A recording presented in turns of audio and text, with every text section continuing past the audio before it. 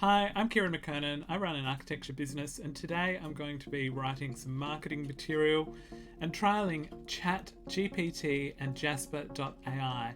There's been a lot of fuss, I guess, about these two programs recently and about AI in general. So I'm going to see what that's all about and whether it is actually possible and how good these programs are at generating marketing content for businesses. Today, what I wanted to do is create a very simple 300-word blog article on silicone leather for furniture. Let's see how we go. I've opened up and signed in to ChatGPT here and verified my email address, and it presents me with this screen. At the moment it's free, but it's giving me an option to upgrade to Plus for $20 a month, which gives me some additional services, but I don't want that for the time being. I just want to see whether it can write a 300-word blog post. Theoretically, I should just be able to type in what I want in this box down here. For example, explain quantum computing in simple terms. It will remember what I've said and generate the text accordingly. It does say it has some limitations though. Here it says it may occasionally generate incorrect information, so I'll need to make sure that I read it carefully. And it says it may occasionally even produce harmful instructions or biased content. So I assume that's because it's going through the internet and some of that content that it's generating from might be sponsored and the like. It also says it has limited knowledge of world and events after 2021. But my topic today is silicone leather. So I'm going to type here, explain the features and benefits of silicone leather for furniture. Okay. So it's 4:14 at the moment. Let's see how long it takes. And you can see it writing there on the screen. Wow, it's generating this quite quickly.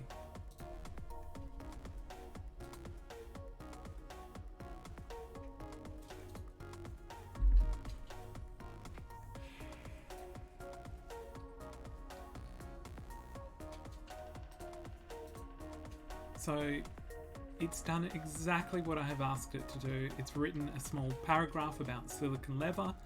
It's then given me 4 features, a list of 4 features, and it looks like it will also give me 4 benefits. And it's also writing a summary for me as well. Like, this is just incredible. So it's 4:15 now. In under a minute, it has written what could be quite a useful blog post for my clients. So let's now analyze what it's written. I've asked it to write a piece on silicone leather. It's written 4 features and 4 benefits, which is perfect for my blog post. It will tell my clients exactly what, or it should tell my clients exactly what the features and benefits are. Now, reading through this, it's grammatically perfect. The features are all true in that it's easy to clean, durable appearance, and hypoallergenic. I also like the format that it has put them in, these features and benefits in. So it's given a broad kind of framework, if you like, so cost effective, and then under cost effective, it's written some details around what makes it cost effective. So it's actually really beautifully laid out as well. So from a copywriting perspective, this is looking good for my purposes for the time being. Now let's do another test now. What I'm going to do is put it through a plagiarism checker, because that would be the worst thing if it was found to have been plagiarized. So I'm looking it up in Grammarly's free plagiarism checker here. Okay, so I've got issues here. So the grammar is fine, the spelling is fine, punctuation is okay, conciseness is also okay, word choice, but it is saying significant plagiarism has been found. So I want to know exactly where. I'm now going to put the text into another free plagiarism checker I have found online by AkiiStudio, and let's see what it finds. So it's doing the scan now. It's taking a little bit longer than the other plagiarism checker by Grammarly.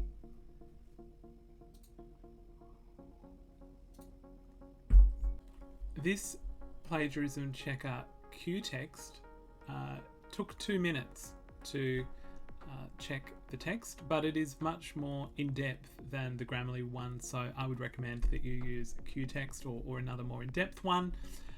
It actually underlines the potentially plagiarized phrases. So let's go and see now where the plagiarism has occurred. So it's saying that it's occurred from, let's see, bbc.com and nationalflooroutlets.com, a series of other kind of websites as well, about 8 other websites. So it is made from a combination of synthetic materials such as polyurethane. Okay, I'll just go in and change that myself. The similarity score here is 28%, so obviously I really need to get that down much to a better degree. Let's see the next phrase. It comes in a variety of colours and patterns, making it easy to find a style that suits well. It's kind of a fairly generic sentence, really. Durability, again, resistant to wear and tear, is a very generic sentence that could be found in a lot of contexts.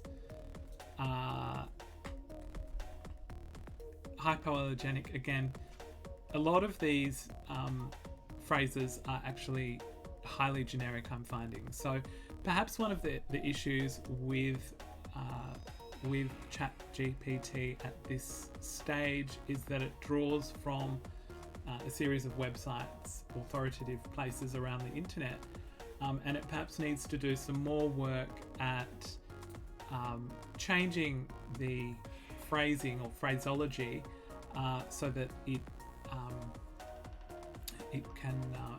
essentially passes the plagiarism test. Would I use it for a blog post? No, not in its current form. I would need to go through and manually change each of these phrases myself, which is exactly what I would do. Overall though, I can see how ChatGPT could still save a lot of time, particularly with copywriting, marketing and blog posts, and this will be fantastic for my small business in the future. I'm now going to try a different program which uses the same AI engine called Jasper.ai, and I'm hoping that will be able to do the same thing, generate a 300 word blog post, or approximately 300 words, about my features and benefits, and I'm hoping that it will do it with less plagiarism. So let's go across and see if that's true. So this is the landing page on Jasper AI. I'm going to start with a free trial. It's $50 per month at the moment. So one of the, I guess, downsides of Jasper is that you do have to pay for it at the moment. Although I guess ChatGPT will eventually be a paid option as well. But let's see if this works. The first thing that I noticed with Jasper AI is that it asks me to sign up. And essentially, I'm on the trial at the moment. I'm on the boss mode, but if I was to select business mode, I would be able to add more than 5 users, and there would be a little bit more in terms of document sharing and permissions and statuses that I could add. But for me, for my small 2-person business, boss mode is fine at the current time. So let's see how it works. Let's try generating a blog post. There's a couple of ways of doing it by the looks of things. I can even chat, but I'm not going to do that. I'm just going to try. So my blog topic will be silicon leather upholstery for furniture. And the features and benefits of silicone leather upholstery for furniture. The type of voice I want to use, this is interesting. So it will give me different types of voices. So I'm going to use a professional voice. My intended audience here is CMOs and CEOs, which is fine. It took 1 minute, which is great. So about the same time as ChatGPT. And now let's have a test. Let's test the actual content. The voice of this is much more professional than the ChatGPT one, which didn't give you the option of a professional voice, and that was really quite basic. On the other hand, I think that the ChatGPT one did a better job at getting the information across quickly and succinctly, whereas this is slightly waffly, even, I would say. But having said that, I like the way that the voice of this is it almost promotes the product a little bit. I can tell that Jasper.ai have geared their program specifically for marketing professionals. I'm going to copy this across now into our Grammarly. I'm in Grammarly's plagiarism checker now. I said before this was a bit basic, but for the use, for consistency, I will use this and see how it comes out. So I can see that there is plagiarism found, but it was not significant like it was in the ChatGPT example. And strangely enough, the grammar was better across the ChatGPT example as well. So let's now take it into Qtext. I've just had to sign up for a Qtext account, which is fine. It's still free. Let's put it into the plagiarism checker now. So that's taken 2 minutes again in Qtext to figure out whether this has been plagiarized. And I can see that it's only 14% plagiarized here, which is much better than the 28% plagiarism that was found in ChatGPT. In conclusion, I'd probably say that for me, for the time being, ChatGPT will be fine, because what I will do is spend a minute or two going through the plagiarism checker and changing the phrases that it identifies as plagiarized. However, if you didn't have the time to do that and you just wanted to create copy that has a lower chance of being plagiarized, and you needed to create a lot of it all the time, you would probably choose the Jasper.ai option. So it really depends on what you're trying to achieve as a business. For me, ChatGPT I think will be fine, because also in going through the text, it will give me an opportunity to read properly what has been written and to add to the text as well and make it better. But still, I mean, this, even at the moment, I believe there's a new version of the underlying AI engine coming out very soon. Microsoft have just invested a huge amount of money into the technology. So even as it is though, at using the 3.5 version, it will already save a huge amount of time. I can see that what used to take an hour or 1.5 hours even will now take less than 20 minutes, which is just incredible. So I hope this blog post has been useful for you. Like and subscribe for more, and also check out the links to ChatGPT, Jasper.ai, Grammarly, and the others in the notes to this post. All the best.